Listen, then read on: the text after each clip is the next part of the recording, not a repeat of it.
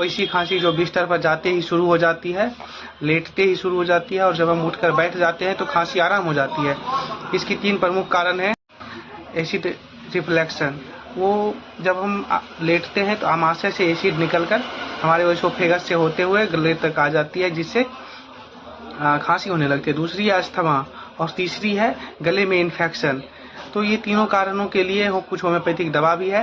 पहली दवा है काली म्योर ट्राइचोरेशन में 6 4 गोली 3 बार गुनगुना पानी से दें। दूसरी दवा है पल्सेट्रा 30, इसको 5 बूंद 3 बार सुबह दोपहर शाम पानी के साथ में ले। और तीसरी दवा है आर्सेनिक एल्बम 30, इसे भी 5 बूंद 3 बार गुनगुना पानी से ले। इस तीनों दवा का इस्तेमाल करें, आपकी रात में होने वाली खांसी जरूर बंद